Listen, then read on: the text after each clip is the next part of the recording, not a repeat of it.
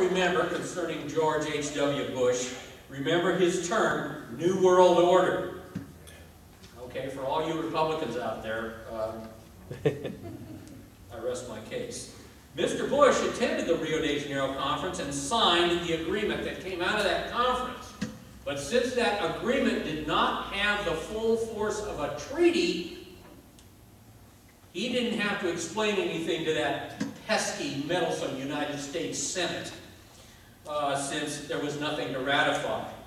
Under Article 6 of the Constitution, as we all know, treaties have to be ratified by the United States Senate. So it was an agreement, it wasn't a treaty. It's what they call a soft treaty.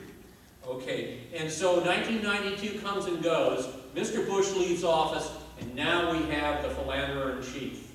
All right, in 1993, Mr. Clinton issued Executive Order number 12852. I believe that's on your brochure there. This established the President's Council on Sustainable Development. This executive order defines what will be sustainable development in America. It established a national action plan for the implementation of Agenda 21 and embedded this plan in government agencies such as the EPA, the U.S. Forest Service, U.S. Fish and Wildlife Service, Department of Agriculture, and also NGOs, which are non-governmental organizations, and I'll explain those in a minute. This action plan was endorsed by the U.S. Conference of Mayors in 1997 and the National Association of Governors in 2001.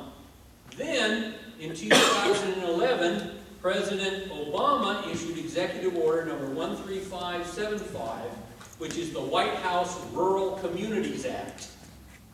This order gives the executive branch sustainable development authority over all food, fiber, and energy.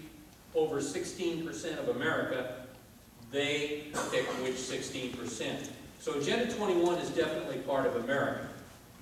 Now, going back to these 3 E's that I mentioned earlier, the 3 E's of sustainable development, since we all know now that it's part of America, all right?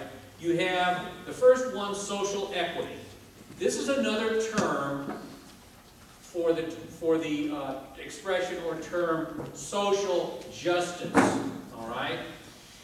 Social justice is defined as the right and opportunity of all people to benefit equally from resources afforded us by society and the environment.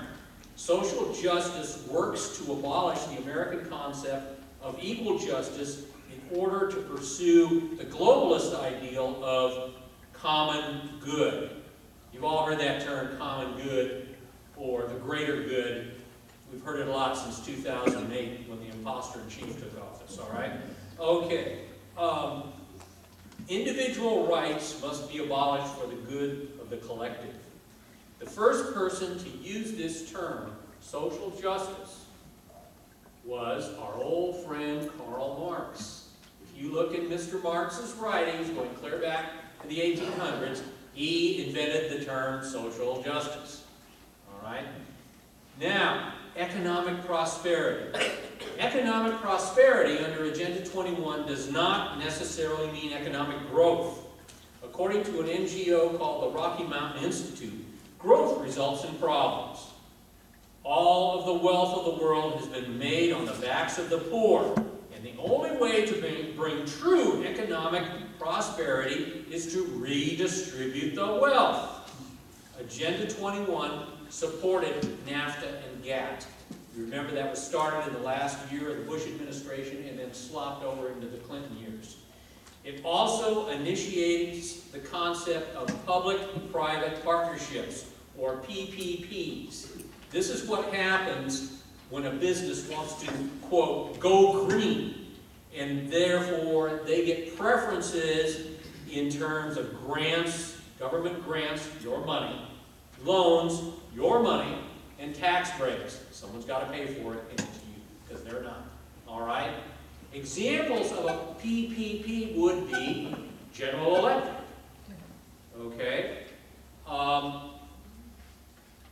They have a lock on the fluorescent light bulb market.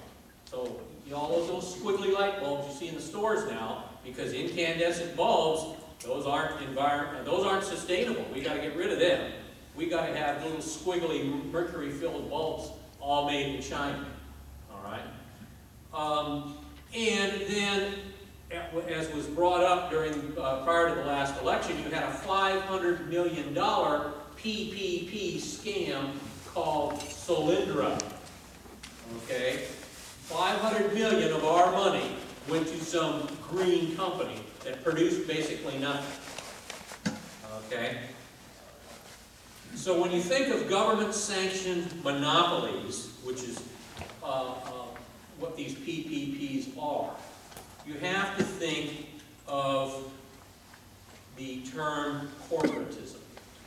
And corporatism is a government-sanctioned monopoly, and this was all defined many years ago by a man by the name of Benito Mussolini, all right? When he took over Italy after World War I and instituted fascism. His name for fascism, or what he defined as fascism, was corporatism, government-sanctioned monopolies. So as you see, history is kind of circular. It doesn't really change much. Just the actors are a little bit different. Okay? Then you have the third E, ecological integrity. This stems from the United Nations Biodiversity Treaty, which was introduced at this Rio de Janeiro summit. And here is the quote from the treaty. Nature has an integral set of different values, cultural, spiritual, and material, where humans are but one strand in nature's web, and all living creatures are considered equal. Therefore, the natural way is the right way, and human activity should be molded along nature's rhythms. I didn't make this up. This is an actual quote from the treaty. So I guess, after reading this quote, I looked at it and I said, well, I guess that makes me equal to a lemming or a grunion, all right? Because we're all equal now. I've always kind of pictured myself as kind of a chubby Wolverine, but, you know who knows. Anyway, now how about one more quote from the report of United Nations Habitat 1 Conference. And this Habitat 1 Conference happened after this Rio summit. Here's the quote. Land cannot be treated as an ordinary asset controlled by individuals and subject to the pressures and inefficiencies of the market. Here they're talking about the free market. Private land ownership is also a principal instrument of accumulation and concentration of wealth, therefore contributes to social injustice. End quote. All right. Another scary and controversial aspect of ecological integrity is a movement called the Wildlands Project. It's on your brochure. I would urge you all to get on the internet and Google the Wildlands Project. This Agenda 21 jewel was dreamed up by a man named Dave Foreman of the Wilderness Society and the Nature Conservancy, who went on to start a radical group called Earth First. This plan calls for the rewilding of 50% of the land in each state back to pre-Christopher Columbus days. He has been quoted saying, "It is not enough to preserve the roadless, undeveloped country remaining. We must recreate wilderness in large regions, move out the cars and the civilized people, dismantle the roads and dams, reclaim the plowed lands and clear cuts, and reintroduce extirpated species," end quote. So it looks like we're all going to have to leave Del Norte and Curry counties, all right, and move somewhere else. And Agenda 21 has already made plans for that. They call them human settlements. We're going to be resettled under Agenda 21 into large population concentrations in major metropolitan areas. Okay, when our old friend Maurice Strong spoke about Foreman's proposal at the Rio de Janeiro summit, he said, "Isn't the only hope for the planet that the industrial nations collapse? Isn't it our responsibility to bring it about?" End quote. And as far as human settlements go, how many of you have seen that teenager movie, The Hunger Games? All right. The Hunger Games basically is Agenda 21, showing what America would look like after Agenda 21, where people are just crammed into big barracks and everything like that. And if you go out to hunt a deer in the forest, it's a capital offense type thing. All right. All right.